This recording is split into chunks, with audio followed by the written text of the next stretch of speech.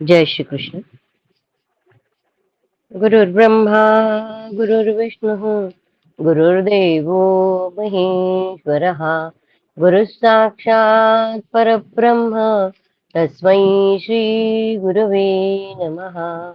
कृष्णाय वासुदेवाय हरये परमात्मने प्रणतक्लेशनाशाय गोविन्दाय नमो नमः। नमामि सद्गुरुं शान्तं सच्चिदानन्दविग्रहं पूर्णब्रह्मपरानन्दम् ईशमानन्दिवल्लभम्। पार्थाय प्रतिबोधितां भगवता नारायणेन स्वयं व्यासेन ग्रथितां पुराणमुनिना मध्ये महाभारतम् अद्वैतामृतवर्षिणीं भगवतीम् अष्टादशाध्यायिनीम् अम्ब त्वामनुसन्दधामि भगवत् गीते भवद्वेषिणीम्। नमोऽस्तु ते व्यासविशालबुद्धे पुल्लारविन्दायतपत्रनेत्र येन त्वया भारततैलपूर्णः प्रज्वालितो ज्ञानमयः प्रदीपः प्रपन्नपारिजाताय स्तोत्रवेत्रैकपाणये ज्ञानमुद्राय कृष्णाय गीतामृतदुहे नमः। नारायणं नमस्कृत्य नरं चैव नरोत्तमं देवीं सरस्वतीं व्यासं ततो जयमुदीरयेत्। जय श्री कृष्ण। अथ सप्तदशाधिकद्विशततमोऽध्यायः। अग्नि का अंगिरा को अपना प्रथम पुत्र स्वीकार करना तथा अंगिरा से बृहस्पति की उत्पत्ति। वैशंपायन जी कहते हैं, जन्मेजय, यह धर्मयुक्त शुभ कथा सुनकर धर्मराज युधिष्ठिर ने उन मार्कंडेय मुनि से पुनः इस प्रकार प्रश्न किया। युधिष्ठिर ने पूछा, मुने, पूर्व काल में अग्निदेव ने किस कारण से जल में प्रवेश किया था? पूर्व काल में अग्निदेव ने किस कारण से जल में प्रवेश किया था और अग्नि के अदृश्य हो जाने पर महातेजस्वी अंगिरा ऋषि ने किस प्रकार अग्नि होकर देवताओं के लिए भविष्य पहुंचाने का कार्य किया? अग्नि ने जल में प्रवेश कर लिया है और उनके अदृश्य होने पर अंगिरा ऋषि ने, जो देवता है, उनको अग्नि बनकर उनको भविष्य पहुंचाने का कार्य किया है। भगवान, जब अग्निदेव एक ही है तब विभिन्न कर्मों में उनके अनेक रूप क्यों दिखाई देते हैं? जब अग्निदेव एक ही है तब विभिन्न कर्मों में उनके अनेक रूप क्यों दिखाई देते हैं? ये मैं यह सब कुछ जानना चाहता हूँ। कुमार कार्तिकेय की उत्पत्ति कैसे हुई? वे अग्नि के पुत्र कैसे हुए? भगवान शंकर ने तथा गंगा देवी और कृत्तिकाओं से उनका जन्म कैसे संभव हुआ?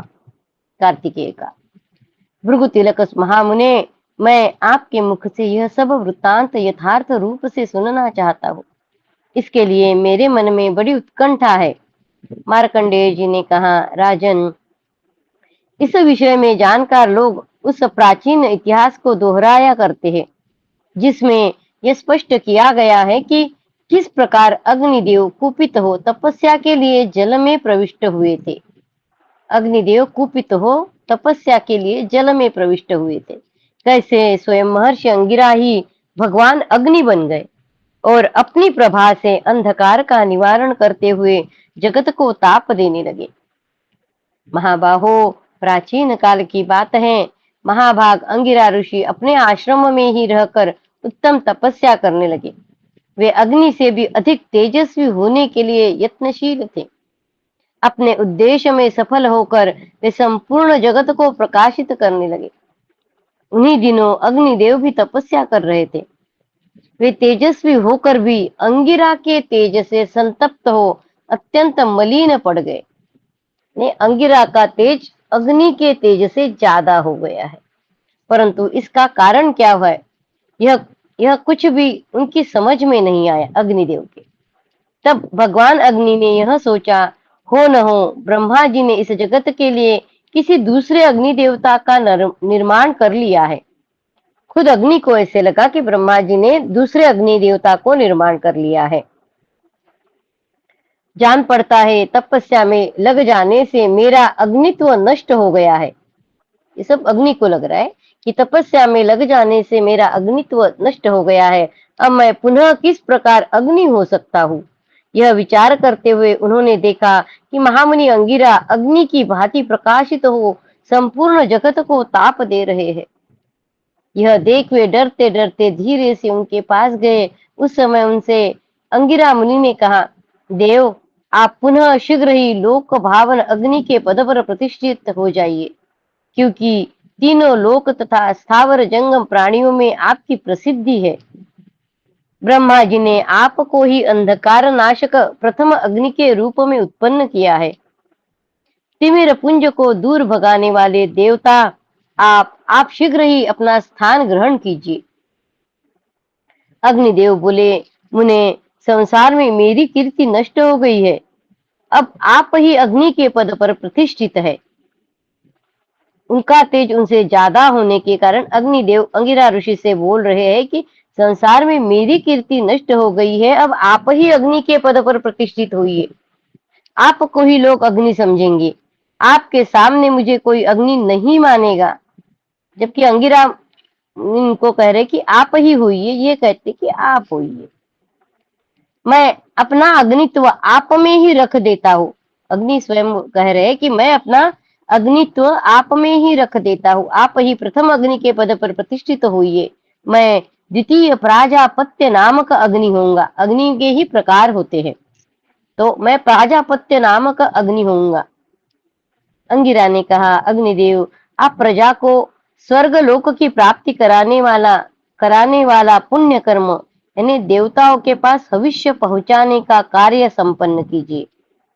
अंगिरा जी कह रहे हैं कि आप स्वर्ग लोकों की प्राप्ति कराने वाले पुण्य कर्म संपन्न कीजिए, यानी देवताओं के पास भविष्य पहुंचाने का कार्य।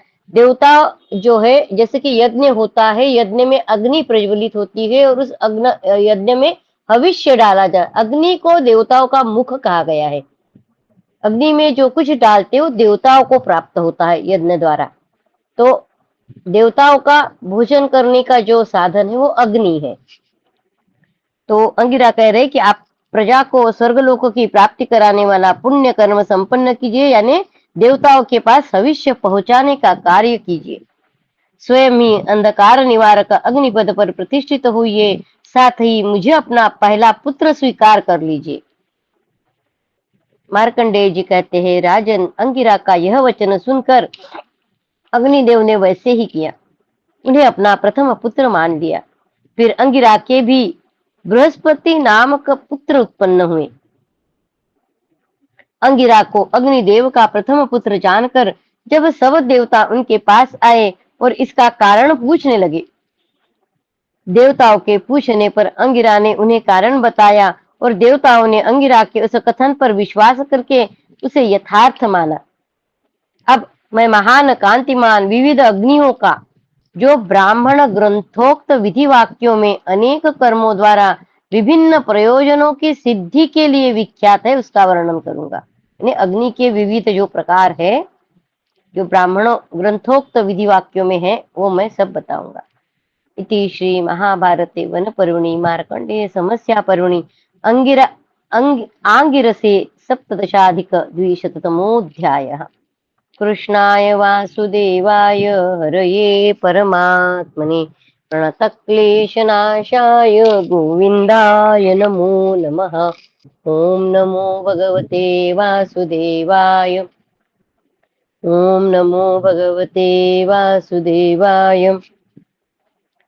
अथ अष्टादशाधिक-द्विशततमोऽध्यायः। अंगिरा की संतति का वर्णन।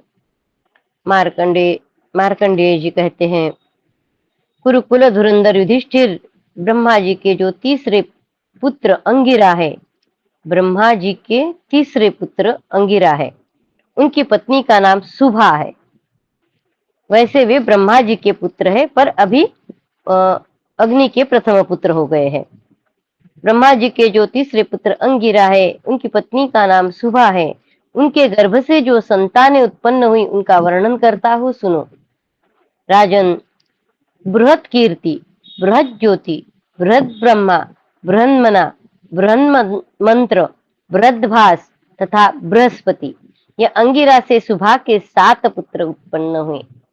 अंगिरा के 7 पुत्रों का नाम दिया है, बृहत कीर्ति, बृहत ज्योति, बृहत ब्रह्मा, बृहन्मना, बृहन मंत्र, बृहद्भास तथा बृहस्पति। अंगिरा की प्रथम पुत्री का नाम देवी भानुमति है। वह उनकी संतानों में सबसे अधिक रूपवती है। 7 पुत्र और कन्या भानुमति। उसके रूप की कहीं तुलना नहीं है। भानु अर्थात सूर्य से युक्त होने के कारण यह दिन की अभिमानिनी है। अंगिरा मुनि की दूसरी कन्या रागा नाम से विख्यात है। भानुमति ये रागा, उस पर समस्त प्राणियों का विशेष अनुराग प्रकट हुआ था, इसलिए उसका ऐसा नाम प्रसिद्ध हुआ। यह रात्रि की अभिमानिनी है। वो जो थी वो दिन की अभिमानी है भानुमति, ये रात्रि की अभिमानी है। इसका नाम रागा है। दूसरी का अंगिरा की तीसरी पुत्री सिनी वाली चतुर्दशी युक्ता अमावस्या है, जो अत्यंत कृश होने के कारण कभी दिखती है और कभी नहीं दिखती है। इसलिए लोग उसे दृश्या कहते हैं। भगवान रुद्र उसे ललाट में धारण करते हैं, इस कारण उसे सब लोग रुद्रसूता भी कहते हैं।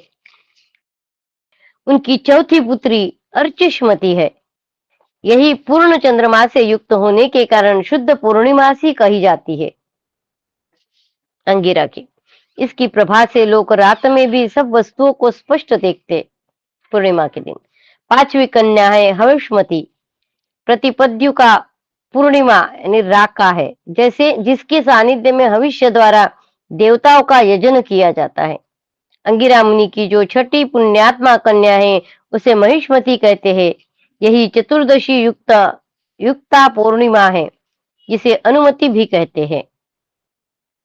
जो दीप्तिशाली सोमयाग आदि महायज्ञों में प्रकाशित होने के कारण महामती नाम से विख्यात है, वह प्रतिपद्युक्त अमावस्या है। अंगिरा मुनि की 7वीं पुत्री कहलाती है।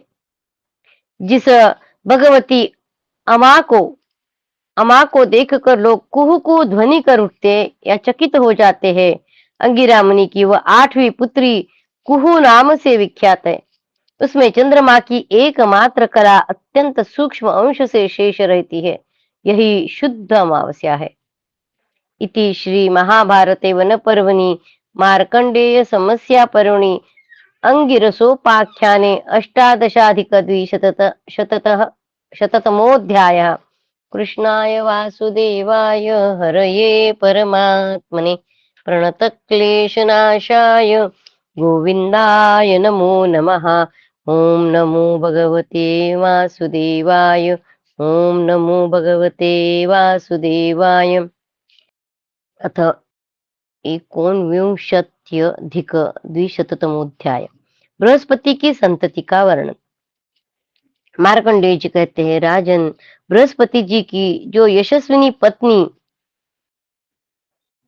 चांद्रमासी तारा नाम से विख्यात थी। अभी जो 7 पुत्र थे उसमें से आखिरी के बृहस्पति जी थे 7वें, उनके बारे में बता रहे। उस बृहस्पति जी की जो यशस्विनी पत्नी चांद्रमसी तारा नाम से विख्यात थी, उसने पुत्र रूप में 6 पवित्र अग्नियों को तथा एक पुत्री को जन्म दिया। ये जो अग्नि है वह बृहस्पति जी के पुत्र है, ऐसे बता रहे। पुत्र रूप में 6 अग्नियों को जन्म दिया और एक पुत्री को जन्म दिया। दर्श पौर्णमास आदि में यानी प्रधान आहुतियों को देते समय जिस अग्नि के लिए सर्वप्रथम घी की आहुति दी जाती है, वह महान व्रतधारी अग्नि ही बृहस्पति का शयु नाम से विख्यात प्रथम पुत्र है। दर्श पौर्णमास आदि में प्रधान आहुतियों को आहुति देते समय अग्नि के लिए सर्वप्रथम घी की आहुति दी जाती है। वह महान व्रतधारी अग्नि जिसमें पहली घी की आहुति दी जाती है, वही बृहस्पति का शयु नाम से विख्यात प्रथम पुत्र है। चातुर्मास से संबंधी यज्ञों में तथा अश्वमेध यज्ञ में जिसका पूजन होता है, जो सर्वप्रथम उत्पन्न होने वाला और सर्वसमर्थ है तथा जो अनेक वर्ण की ज्वालाओं से प्रज्वलित होता है, वह अद्वितीय शक्तिशाली अग्नि शयु है। शयु की पत्नी का नाम था सत्या। वह धर्म की पुत्री थी। सत्या, उसके रूप और गुणों की कहीं तुलना नहीं थी। वह सदा सत्य के पालन में तत्पर रहती थी। उसके गर्भ से शयु शयु के एक अग्नि स्वरूप पुत्र तथा उत्तम व्रत का पालन करने वाली 3 कन्याएं हुई। यज्ञ में प्रथम आज्य भाग के द्वारा जिस अग्नि की पूजा की जाती यज्ञ में प्रथम आज्य भाग के द्वारा जिस अग्नि की पूजा की जाती है, वही शयु का ज्येष्ठ पुत्र भरद्वाज नामक अग्नि बताया जाता है। समस्त पौर्णमास योगों में शुरुआत से भविष्य के साथ घी उठाकर जिसके लिए प्रथम आघार अर्पित किया जाता है, वह भरत यानी ऊर्ज नामक अग्नि शयु का द्वितीय पुत्र है। इसका जन्म शयु की दूसरी स्त्री के गर्भ से हुआ है। बृहस्पति का पुत्र शयु और उस शयु के पुत्र बता रहे हैं अभी। इस शयु की 3 कन्याएं और हुई, जिनका बड़ा भाई भरत ही पालन करता था। भरत ने जो ऊर्ज आया बीच में नाम के भरत नाम वाला ही एक पुत्र तथा भरती नाम की एक कन्या हुई।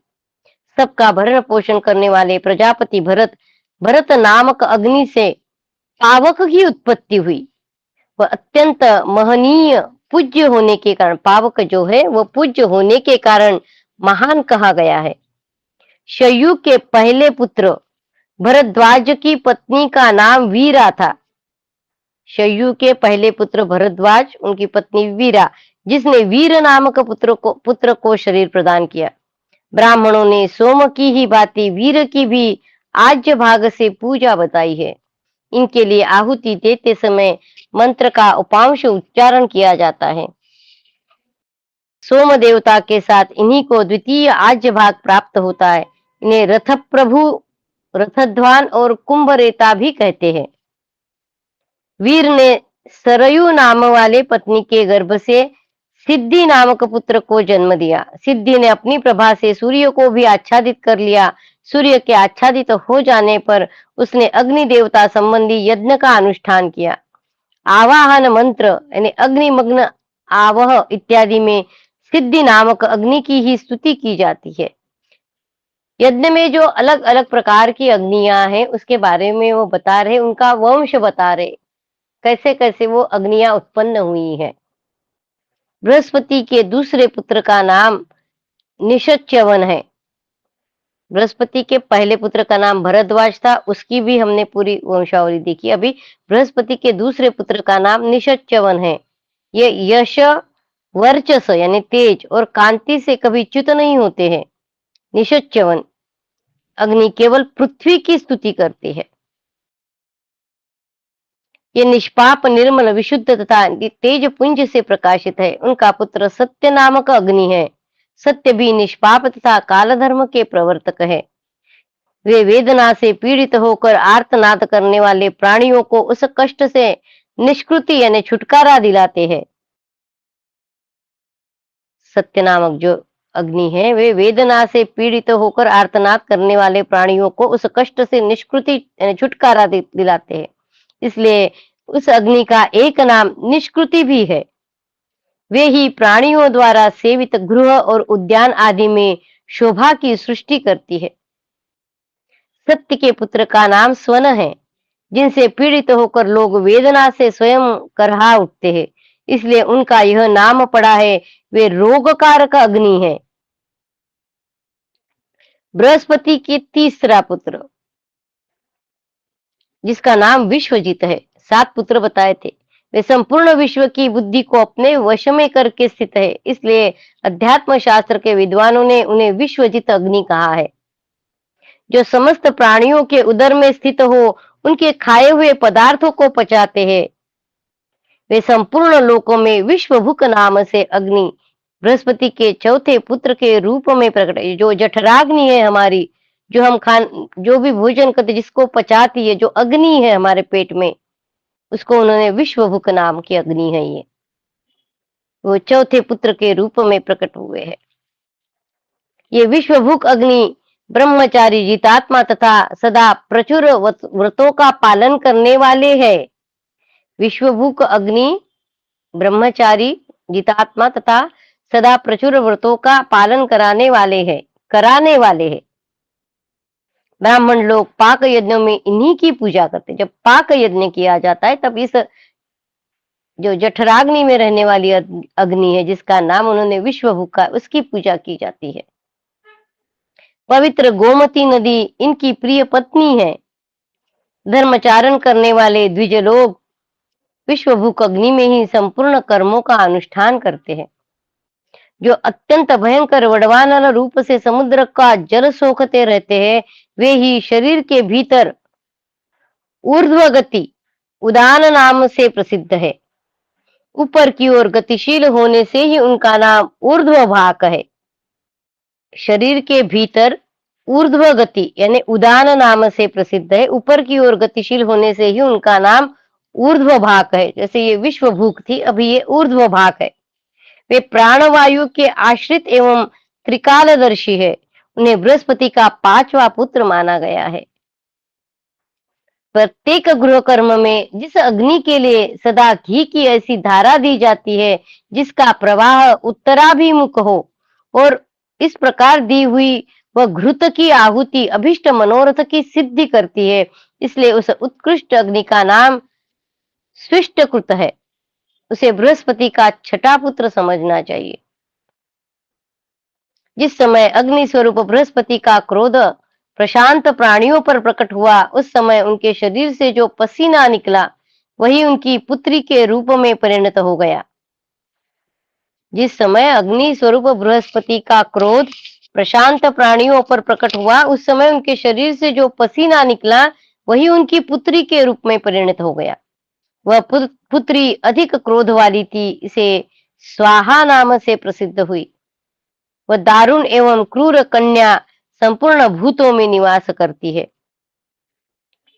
स्वर्ग में भी कहीं तुलना न होने के कारण जिसके समान रूपमान दूसरा कोई नहीं है, उस स्वाहा पुत्र को देवताओं ने काम नामक अग्नि कहा है।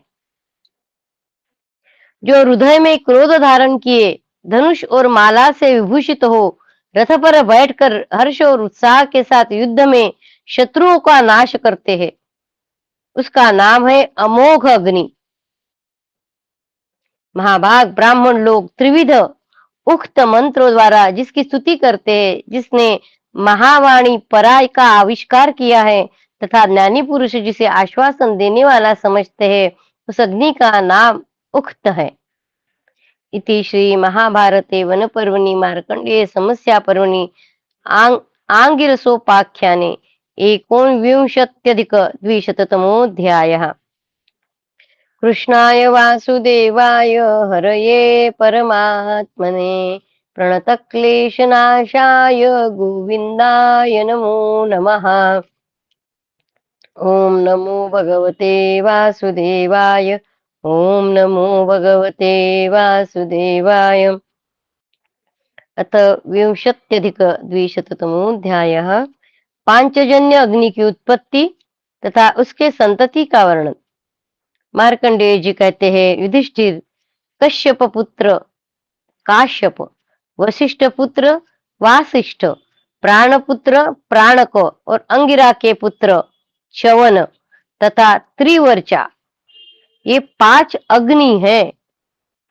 काश्यप, वासिष्ठ, प्राणक, च्यवन और त्रिवर्चा, ये 5 अग्नि हैं।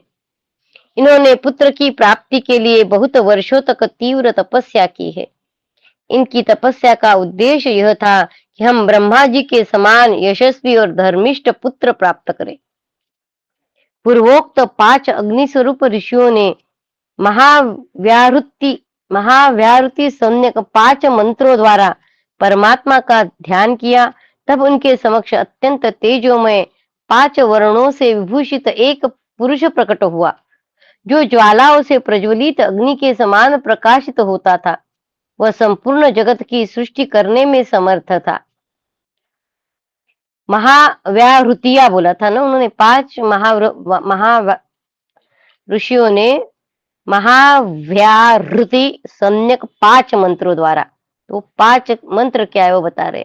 भू भूह भूह भुव स्व मह जन, ये 5 महाव्याहृतियां है।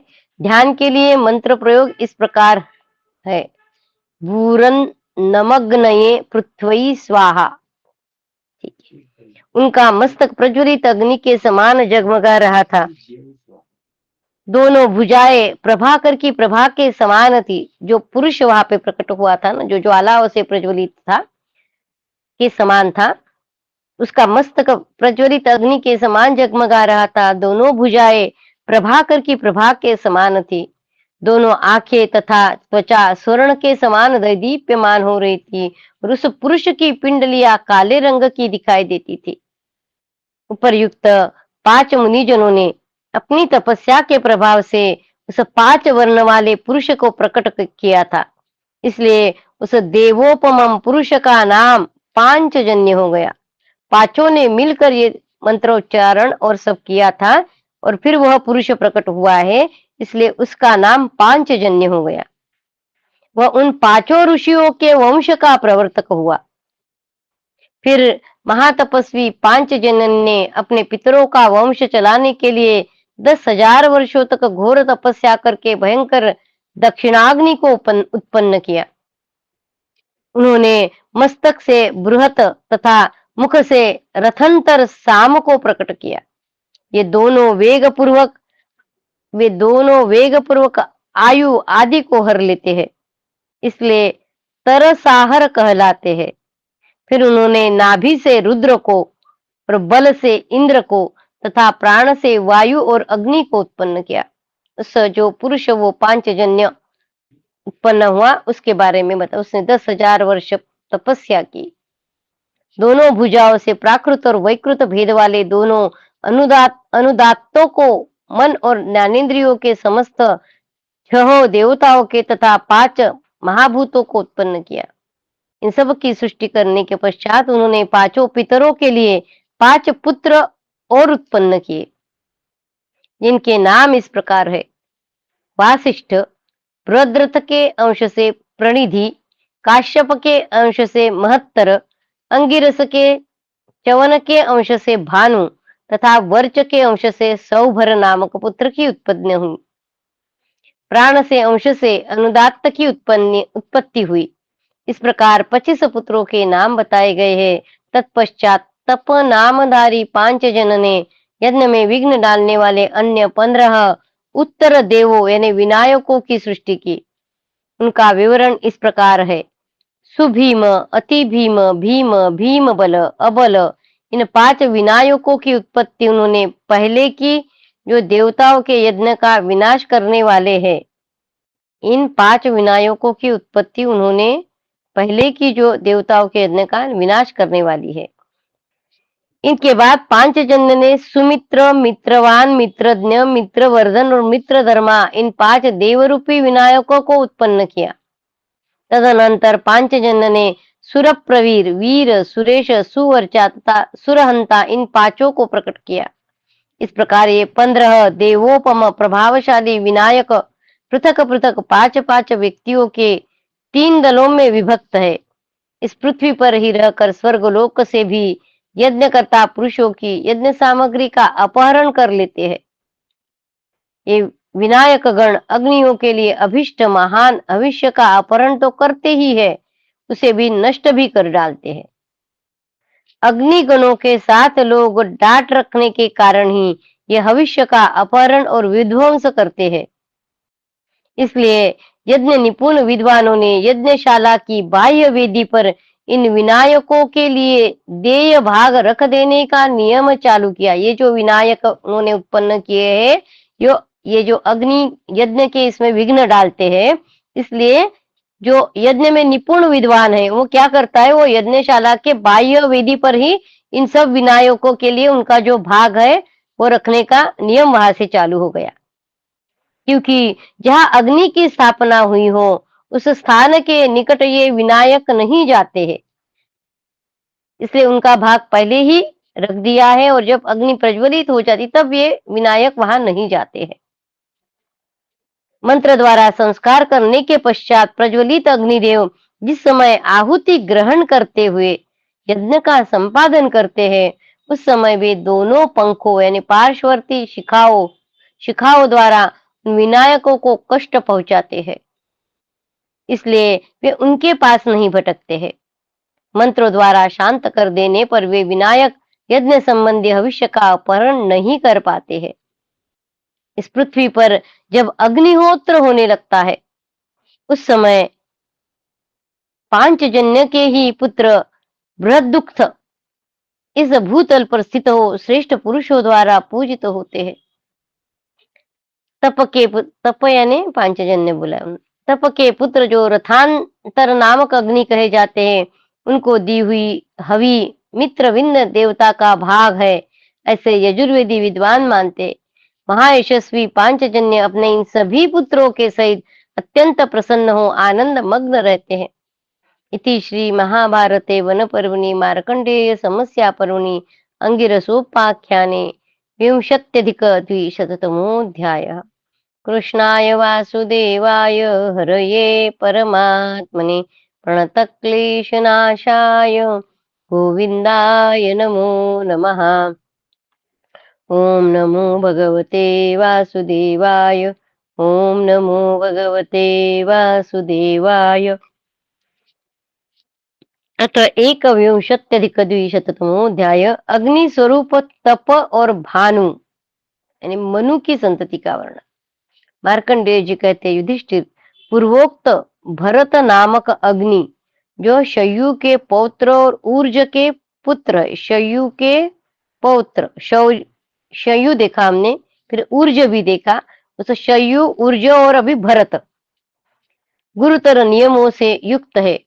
वे संतुष्ट होने पर पुष्टि प्रदान करते, इसलिए उनका नाम पुष्टिमती भी है। भरत का समस्त प्रजा का भरण पोषण करते हैं, इसलिए उन्हें भरत कहते हैं। शिव नाम से प्रसिद्ध जो अग्नि है, वे शक्ति की आराधना में लगे रहते हैं। समस्त दुखातुर मनुष्यों का सदा ही शिव करते। शिव शब्द का अर्थ कल्याण है, कल्याण करते, इसलिए उन्हें शिव कहते हैं। शिव नाम से प्रसिद्ध जो अग्नि है, वे शक्ति की आराधना में लगे रहते हैं। समस्त दुखातुर मनुष्यों का सदा ही कल्याण यानी शिव करते हैं, इसलिए उन्हें शिव कहते हैं। पांचजन्य का तपस्या जनित फल बढ़कर महान हो गया है, यह देख उसे प्राप्त करने की इच्छा से मानो बुद्धिमान इंद्र ही पुरंदर नाम से उनके पुत्र होकर प्रकट हुए। जो अभी पांचजन्य जो अग्नि है, उसके इतने सारे हमने पुत्र अग्नि देखे, तो उसका जो वो महान हो गया है बढ़कर, तो उसे प्राप्त करने की इच्छा से इंद्र जो है, इंद्र ही पुरंदर नाम से उसके पुत्र होकर प्रकट पड़े। उन्हीं पांचजन्य से उष्मा नामक अग्नि का प्रादुर्भाव हुआ है, जो समस्त प्राणियों के शरीर में उष्मा यानी गर्मी के द्वारा परिलक्षित होते। जो शरीर में गर्मी होती है, वो भी पांचजन्य की उष्मा नामक अग्नि का प्रादुर्भाव होता है। उन्हीं पांचजन्य से उष्मा नामक अग्नि का प्रादुर्भाव हुआ, जो समस्त प्राणियों के शरीर में उष्मा यानी गर्मी के द्वारा परिलक्षित होते हैं। तथा तप के जो मनु नामक अग्नि स्वरूप पुत्र है, उन्होंने प्राजापत्य यज्ञ संपन्न कराया था। वेदों के पारंगत विद्वान ब्राह्मण शंभु तथा आवसत्य नामक अग्नि को दैदीप्यमान तथा महान तेजपुंज से संपन्न बताते हैं। इस प्रकार जिन्हें यज्ञ में सोम की आहुति दी जाती है, ऐसे 5 पुत्रों को तप यानी पांचजन्य तप ने पैदा किया। वे सब के सब स्वर्ण सदृश कांतिमान बल और तेज की प्राप्ति कराने वाले तथा देवताओं के लिए भविष्य पहुंचाने वाले हैं। अस्त काल में परिश्रम से थके मांदे सूर्यदेव अग्नि में प्रविष्ट होने के कारण अग्नि स्वरूप हो जाते हैं। थके मांदे अस्त काल में यानी जब सूर्य अस्त काल में आता है, तब थके मांदे सूर्यदेव अग्नि में प्रविष्ट होने के कारण अग्नि स्वरूप हो जाते हैं। भयंकर असुरों तथा नाना प्रकार के मरणधर्मा मनुष्य को उत्पन्न करते हैं, उन्हें भी तप की ही संतति के अंतर्गत माना गया है। तप के मनु प्रजापति, तप के मनु स्वरूप पुत्र भानु नामक अग्नि को अंगिरा ने भी अपना प्रभाव अर्पित करके नूतन जीवन प्रदान किया है। वेदों के पारगामी विद्वान ब्राह्मण भानु को ही बृहद भानु कहते हैं। भानु की दो पत्नियां हुई, सुप्रजा और बृहद भाषा। इनमें बृहद भाषा सूर्य की कन्या थी। इन दोनों ने 6 पुत्रों को जन्म दिया। भानु की दो पत्नियां हुई, सुप्रजा और बृहद भाषा। भानु और बृहद भाषा सूर्य की कन्या थी। बृहद भाषा जो है, इन दोनों ने 6 पुत्रों को जन्म दिया। इनके द्वारा जो संतानों की सृष्टि हुई है उसका वर्णन सुनो। जो दुर्बल प्राणियों को प्राण एवं बल प्रदान करते हैं, उन्हें बलद नामक अग्नि बताया जाता है। जो दुर्बल प्राणियों को प्राण एवं बल प्रदान करते हैं, उन्हें बलद नामक अग्नि बताया। हमारे शरीर में भी अग्नि रहते, जब मरने के बाद में जब वो अग्नि शांत, देखो पूरा शरीर ठंडा हो जाता है। जो दुर्बल प्राणियों का प्राण एवं बल प्रदान करते, उन्हें बलद नामक अग्नि बताया जाता है। ये भानु के प्रथम पुत्र है। जो शांत प्राणियों में भयंकर क्रोध बनकर प्रकट होते, ये क्रोध भी अग्नि बताया है। जो शांत प्राणियों में भयंकर क्रोध बनकर प्रकट होते हैं, वे मन्युमान नामक अग्नि भानु के द्वितीय पुत्र है। दुर्बल प्राणियों के प्राण एवं बल प्रदान करते हैं, वो बलद नामक के अग्नि है, जो भानु के प्रथम पुत्र है। जो शांत प्राणियों में क्रोध बनकर प्रकट होते हैं, वे मन्युमान है, भानु के द्वितीय पुत्र है। यहाँ जिनके लिए दर्श तथा पौर्णमास योगों में हविष्य समर्पण का विधान पाया जाता है, उन अग्नि का नाम विष्णु है। वे अंगिरा गोत्रीय माने गए हैं। उन्हीं का दूसरा नाम धृतिमान अग्नि है। ये भानु के तीसरे पुत्र है। बलद, मन्युमान तथा विष्णु नामक अग्नि भानु की भार्या सुप्रजा से उत्पन्न है। इसी प्रकार आग्रयन, अग्रह, स्तुभ, ये 3 अग्नि बृहद भाषा की संतान है। 2 पत्नियां थी ना, सुप्रजा और बृहद भाषा। इंद्र सहित जिनके लिए आग्रयन यानी नूतन अन्न द्वारा संपन्न होने वाले यज्ञ कर्म में हविष्य अर्पण का विधान है, वे आग्रयन नामक अग्नि भानु के चौथे पुत्र है। चातुर्मास्य में यज्ञों में नित्य विहित आग्नेय आदि 8 हविष्यों के जो उद्भव स्थान है, उनका नाम अग्रह है। वे ही विश्वदेव पर्व में प्रधान विश्वदेव नामक अग्नि है। ये भानु के 5वें पुत्र है। स्तुभ नामक अग्नि भी भानु के ही पुत्र है। पहले कहे हुए 4 पुत्रों के साथ जो ये अग्रह यानी वैश्वदेव और स्तुभ है, इन्हें मिलाकर भानु के 6 पुत्र है। मनु यानी भानु की ही एक तीसरी पत्नी थी, जिसका नाम था निशा। उसने 1 कन्या और 2 पुत्रों को जन्म दिया। कन्या का नाम था रोहिणी तथा पुत्रों के नाम थे अग्नि और सोम। इनके सिवा निशा ने 5 अग्नि स्वरूप पुत्र और भी उत्पन्न किए, जिनके नाम क्रमशः इस प्रकार है: वैश्वानर, विश्वपति, सन्निहति, कपिल और अग्रणी। चातुर्मास्य यज्ञों में प्रधान हविष्य द्वारा पर्जन्य सहित जिनकी पूजा की जाती है, वे कांतिमान वैश्वानर नामक अग्नि मनु के प्रथम पुत्र है। जो वेदों में संपूर्ण जगत के पति कहे गए हैं, वे विश्वपति नामक अग्नि मनु के द्वितीय पुत्र है। इन्हीं के प्रभाव से भविष्य की सुंदर भाव से आहुति क्रिया संपन्न होती है। अतः वे परम स्विष्टकृत यानी उत्तम अभिष्ट की पूर्ति कराने वाले कहे जाते हैं। मनु की कन्या भी स्विष्टकृत ही मानी गई है। उसका नाम रोहिणी है। वह मनु की कुमारी पुत्री किसी अशुभ कर्म के कारण हिरण्यकश्यप की पत्नी हुई थी। ये जो रोहिणी है, वह किसी अशुभ कर्म के कारण हिरण्यकश्यप की पत्नी हुई थी, रोहिणी। वास्तव में मनु ही वन्नी है और वे ही प्रजापति कहे गए हैं। जो देहधारियों के प्राणों का आश्रय लेकर उनके शरीर को कार्य में प्रवृत्त करते हैं, उनका नाम सन्निहित अग्नि है। देहधारियों के प्राणों का आश्रय लेकर उनके शरीरों को कार्य में प्रवृत्त करते हैं, उनका नाम सन्निहित है, सन्निहित अग्नि है। यह मनु के तीसरे पुत्र है। इनके द्वारा शब्द तथा रूप को ग्रहण करने में सहायता मिलती है। जो दीप्तिमान महापुरुष शुक्ल और कृष्ण गति के आधार है, जो अग्नि का धरण पोषण करते हैं, जिनमें किसी प्रकार का कल्मश तथा विकार नहीं है, तथापि जो समस्त विकार स्वरूप जगत के करता है। यति लोग जिनको सदा महर्षि कपिल के नाम से कहते हैं, जो सांख्य योग के प्रवर्तक है कपिल मुनि, वे क्रोध स्वरूप अग्नि के आश्रय कपिल नामक अग्नि है। वे मनु के चौथे पुत्र है। मनुष्य आदि समस्त भूत प्राणी सर्वदा भांति भांति के कर्मों में, जिनके द्वारा सब भूतों के लिए अन्न का अग्रभाग अर्पण करते हैं, वे अग्रणी नामक अग्नि मनु के पांचवे पुत्र कहलाते हैं।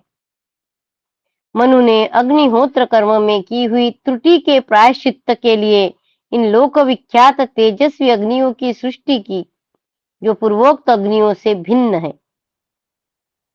मनु ने अग्निहोत्र कर्म में की हुई त्रुटि के प्रायश्चित्त के लिए इन लोकविख्यात तेजस्वी अग्नियों की सृष्टि की, जो पूर्वोक्त अग्नियों से भिन्न है।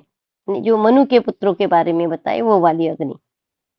यदि किसी प्रकार हवा के चलने से अग्नियों का परस्पर स्पर्श हो जाए, तो अष्टाकपाल यानी 8 कपालों में संस्कार पूर्वक तैयार किए हुए पुरोडाश के द्वारा शुचि नामक अग्नि के लिए इष्टि करनी यानी आहुति देनी चाहिए। जब दक्षिणाग्नि का गार्हपत्य तथा आहवनीय नामक 2 अग्नियों से संसर्ग हो जाए, तब मिट्टी के 8 पूर्वों में संस्कार पूर्वक तैयार किए हुए पुरोडश द्वारा वीति नामक अग्नि के लिए आहुति देनी चाहिए। मिट्टी का प्याला जो रहता है उसको उन्होंने कपाल कहा है। दाक्षिणाग्नि का गार्हपत्य तथा ये गार्हपत्य आहवनीय ये जो है ये सारे अग्नि के ही नाम है। ये जो 2 अग्नियां हैं उनका संसर्ग हो जाए, तब मिट्टी के 8 पूर्वों में यानी उस प्याले में संस्कार पूर्वक तैयार किए हुए पुरोडश द्वारा विति नामक अग्नि के लिए आहुति देनी चाहिए। यदि गृहस्थित अग्नियों को दावानल से संसर्ग हो जाए, तो मिट्टी के 8 प्यालों में पूर्वों में संस्कृत चूरों द्वारा शुचि नामक अग्नि को आहुति देनी चाहिए। यदि अग्निहोत्र संबंधी अग्नि को कोई रजस्वला स्त्री छू दे, अग्निहोत्र की जो अग्नि है उसको अगर कोई रजस्वला स्त्री छू दे, तो वसुमान अग्नि के लिए मिट्टी के 8 पूर्वों यानी उन्होंने प्याले बताए थे, संस्कृत चरु द्वारा आहुति देनी चाहिए। यदि किसी प्राणी का मृत्यु सूचक विलाप आदि सुनाई दे, अथवा कुक्कुर आदि पशु उस अग्नि का स्पर्श कर ले, उस दशा में मिट्टी के 8 पूर्वों में संस्कृत पुरोडश द्वारा सुरभिमान नामक अग्नि की प्रसन्नता के लिए होम करना चाहिए। मृत्यु सूचक विलाप आदि सुनाई दे या तथा कुक्कर आदि पशु उस अग्नि का स्पर्श कर ले, तो जो ब्राह्मण किसी पीड़ा से आतुर होकर 3 रात तक अग्निहोत्र न करे, कुछ कारणवश अगर 3 रात तक अग्निहोत्र न करे, उसे मिट्टी के 8 पूर्वों में संस्कृत चरु के द्वारा उत्तर नामक अग्नि को आहुति देनी चाहिए। जिसका चालू किया हुआ दर्श और पौर्णमास याग बीच में ही बंद हो जाए, अथवा बिना आहुति किए ही रह जाए, उसे पथिकृत नामक अग्नि के लिए मिट्टी के 8 पूर्वों में संस्कृत चरु के द्वारा होम करना चाहिए। जब सूतिका गृह की अग्नि अग्निहोत्र की अग्नि का स्पर्श कर ले, रजस्वला स्त्री का भी बताया, अभी बोल रहे कि सूतिका गृह की अग्नि अग्निहोत्र की अग्नि का स्पर्श कर ले, तब मिट्टी के 8 पूर्वों में संस्कृत प्रोढ़शा द्वारा अग्निमान नामक अग्नि को आहुति देनी चाहिए। इति श्री महाभारते वन पर्वणि मार्कंडेय समस्या पर्वणि आंगिरसोपाख्याने एकविंशत्यधिक द्विशततमोऽध्यायः। कृष्णाय वासुदेवाय हरये परमात्मने प्रणतक्लेशनाशाय गोविन्दाय नमो नमः। ओम नमो भगवते वासुदेवाय। ओम नमो भगवते वासुदेवाय।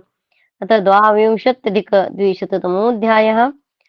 सह नामक अग्नि का जल में प्रवेश और अथर्वा अंगिरा द्वारा पुनः उनका प्राकट्य। मार्कंडेय जी कहते, राजन, जल में निवास के कारण प्रसिद्ध हुए सह नामक अग्नि के एक परम प्रिय पत्नी थी। जल में निवास के कारण प्रसिद्ध हुए सह नामक अग्नि अग्नि के एक परम प्रिय पत्नी थी, जिसका नाम था मुदिता। उसके गर्भ से भूलोक और भूअरलोक के स्वामी सह ने अद्भुत नामक उत्कृष्ट अग्नि को उत्पन्न किया। जल में निवास के कारण प्रसिद्ध हुए सह नामक अग्नि के एक परम पवित्र पत्नी थी, जिसका नाम मुदिता था। उसके गर्भ से भूलोक और भूअरलोक के स्वामी सह अद्भुत नामक उत्कृष्ट अग्नि को उत्पन्न किया। ब्राह्मण लोगों में वंश परंपरा के क्रम से सभी यह मानते और कहते हैं कि अद्भुत नामक अग्नि संपूर्ण भूतों के अधिपति है। ये अद्भुत नामक जो अग्नि है वो संपूर्ण भूतों के अधिपति है। वे ही सबकी आत्मा और भुवन भरता है।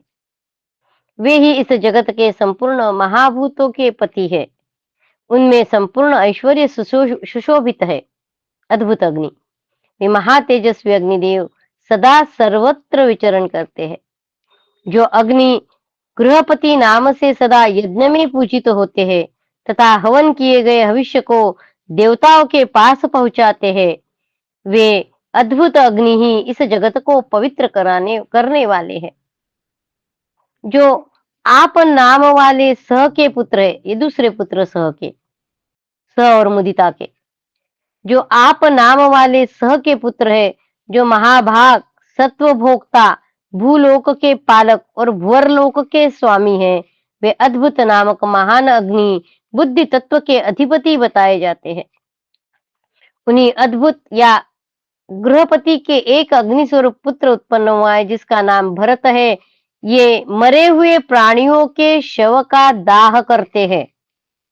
वो जो अग्नि है मृत्यु के समय शव का दाह करती है, वो भरत नाम की है।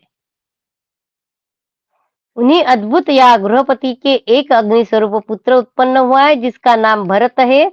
ये मरे हुए प्राणियों के शव का दाह करते हैं। भरत का अग्निष्टोम यज्ञ में नित्य निवास है, इसलिए उन्हें नियत भी कहते। इसे भरत को नियत भी कहते। उस अग्नि को जो शव का दहन करती है, वो एक तो भरत या नियत भी कहते हैं। नियत का संकल्प उत्तम है।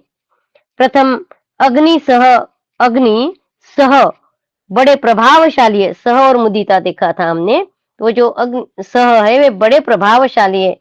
एक समय देवता लोग उनको ढूंढ रहे थे, सह नाम के अग्नि को। उनके साथ अपने पौत्र ये नियत भी था, ठीक है, जो शव दाहन के काम आता है। आता देख उससे छू जाने के भय से वे समुद्र के भीतर घुस गए। प्रथम अग्नि सह बड़े प्रभावशाली है। एक समय देवता लोग उनको ढूंढ रहे थे। उनके साथ अपने पौत्र नियत को भी आता देख उससे छू जाने के भय से वे समुद्र के भीतर घुस गए, सह अग्नि। तब देवता लोग सब दिशाओं में उनकी खोज करते हुए वहां भी पहुंचने लगे। एक दिन अथर्वा यानी अंगिरा को देखकर अग्नि ने उनसे कहा, वीर, तुम देवताओं के पास उनका भविष्य पहुंचाओ। मैं अत्यंत दुर्बल हो गया हूँ। अब केवल तुम ही अग्निपद पर प्रतिष्ठित हो जाओ और मेरा यह प्रिय कार्य संपन्न करो। इस प्रकार अथर्वा को भेजकर अग्निदेव दूसरे स्थान में चले गए, किंतु मत्स्यों ने अथर्वा से उनकी स्थिति कहा है, यह बता दिया। उससे कुपित होकर अग्नि ने उन्हें शाप देते हुए कहा, तुम लोग नाना प्रकार के जीवों के भक्ष बनोगे। मत्स्यों को कहा, एक मिनट। इस प्रकार अथर्वा को भेजकर अग्निदेव दूसरे स्थान में चले गए और सह को ढूंढने गए थे ना, जल में गए हुए सह को। तो किंतु मत्स्यों ने अथर्वा से उनकी स्थिति कहा है यह बता दिया। सह सह नाम की अग्नि जो जल में गया है उसको अथर्वा ढूंढने के लिए गए, तो उस अथर्वा को ये जो मत्स्य है जल में, उन्होंने उनकी स्थिति ने वो कहा है ये बता दिया जिनको ढूंढने गए। इससे कुपित होकर इस अथर्वा अग्नि ने उन्हें शाप दे दिया मत्स्यों को कि तुम लोग नाना प्रकार के जीवों के भक्ष बनोगे। तदनंतर अग्नि ने अथर्वा से फिर वही बात कही। उस समय देवताओं के कहने से अथर्वा मुनि ने सह नामक अग्निदेव से अत्यंत अनुनय विनय की, परंतु उन्होंने न तो भविष्य ढोने का भार लेने की इच्छा की और न वे अपने उस जीर्ण शरीर का ही भार सह सके। अंततोगत्वा उन्होंने शरीर त्याग दिया। उस समय अपने उस शरीर को त्याग कर वे धरती में समा गए। सह भूमि का स्पर्श करके उन्होंने पृथक पृथक बहुत सी धातुओं की सृष्टि की। वह सह नामक अग्नि ने अपने पीप तथा रक्त से गंधक एवं तेजस धातुओं को उत्पन्न किया। ये जो सह नामक अग्नि है वो धरती में समा गया। भूमि का स्पर्श होते ही बहुत सारे धातुओं की सृष्टि हुई उस अग्नि के स्पर्श से। यह सह नामक अग्नि ने अपने पीप तथा रक्त से गंधक एवं तेजस धातुओं को उत्पन्न किया है। उनकी हड्डियों से देवदार के वृक्ष प्रकट हुए हैं सह नाम के अग्नि के स्पर्श से। कफ से उनके कफ से सह के सह नाम के अग्नि के कफ से स्फटिक तथा उनके पित्त से मरकतमणि का प्रादुर्भाव हुआ है और उनका यकृत काले रंग का लोहा बनकर प्रकट हुआ। लोहा कैसे प्रकट हुआ है वो बता रहे हैं। वो जो सह नाम का अग्नि है जो पृथ्वी में समा गया है, उसका स्पर्श होते ही अनेक धातु निर्माण हुए हैं। उसमें से कौन से क्या क्या बना, उसके कौन से अंग से क्या बना वो बता रहे हैं कि उसके यकृत से काले रंग का लोहा बनकर प्रकट हुआ। लोहा कैसे बना बता रहे हैं। मरकतमणि कैसे बना स्फटिक कैसे बना बता रहे हैं। एक बार फिर पढ़ सकते हैं ये। उस समय अपने उस शरीर को सह अग्नि का बता रहे हैं।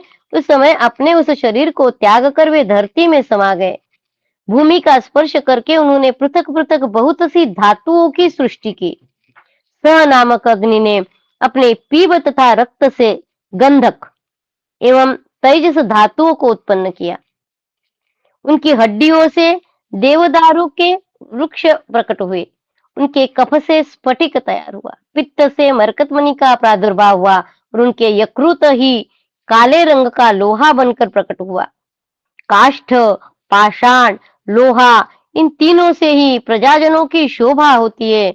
उनके नख मेघ समूह का रूप धारण करते हैं।